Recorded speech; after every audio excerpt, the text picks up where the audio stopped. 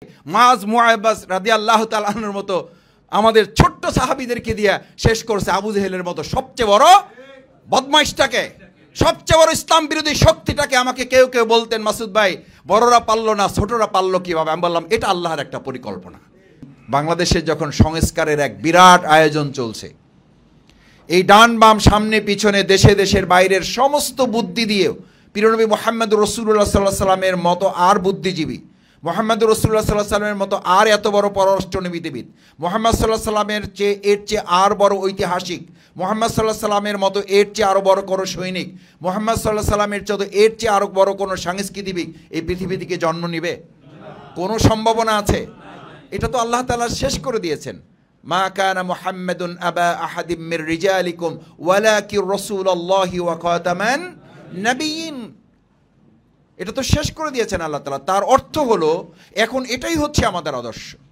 সম্মানিত ভাই এবং বন্ধুগণ, আমি আপনাদের প্রথমে অনুরোধ করতে চাই, আসুন বাংলাদেশের বর্তমান সংস্কারের যে এই সুন্দর একটা প্রেক্ষাপট আমাদের ছাত্র জনতা জীবন বাজি রেখে তৈরি করে দিয়েছে, মহাগ্রন্থ আল কোরআনের নির্দেশনাকে সামনে রেখে সংস্কার না করে অন্য যে কোনো মত পথ দিয়ে সংস্কার করে প্রকৃত সংস্কার বাংলাদেশে আর কখনোই দেখা যাবে না।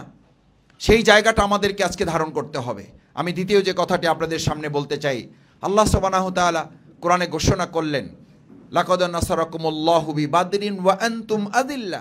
আজকে কেউ কেউ আমাদেরকে বলেন আমরা দলে ছোট, কেউ কেউ বলেন আমরা ভোটে কম পাবো। আমরা তাদেরকে একটা কথা পরিষ্কার বলি, এই দলে ছোট, এই ভোটে কম পাওয়া লোকগুলোই বিগত 15 বছরের সবচেয়ে আন্দোলনে ত্যাগ এবং কোরবানির ঐতিহাসিক নাজরানা পেশ করে ফ্যাসিস্টদের থেকে বাংলাদেশকে উদ্ধার করেছে। আমাদের নেতৃবৃন্দ ফাঁসির মঞ্চে হাসতে হাসতে গিয়েছেন, ফাঁসির মঞ্চের কাছে আত্মসমর্পণ না করে, দেশি বিদেশি কোনো প্রভুর কাছে আত্মসমর্পণ না করে এক আল্লাহর কাছে এবং দেশপ্রেমের কাছে তারা নিজেদের মাথা উঁচু করে রেখে এই দেশটাকে তারা উঁচু করে রেখে গিয়েছেন।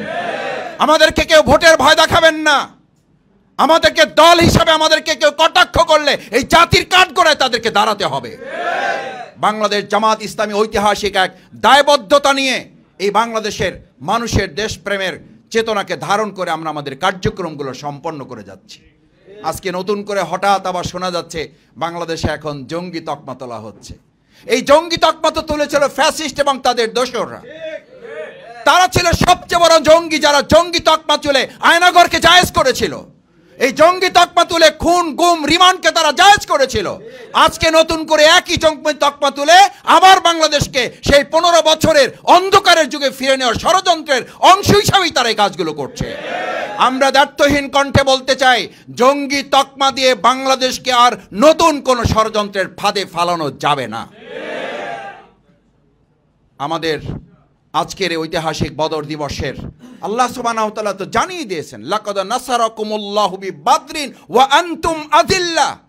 নৈতিকতার বলে যদি তোমরা বলিয়ান থাকো, আল্লাহর উপর যদি তোমরা ভরসা রাখো, আমি তোমাদেরকে ওই দুর্বল অবস্থায়, ওই তোমাদেরকে শক্তিহীন অবস্থায় বদরে 313 জনকে 1000-এর উপরে বিজয় দিয়েছিলাম।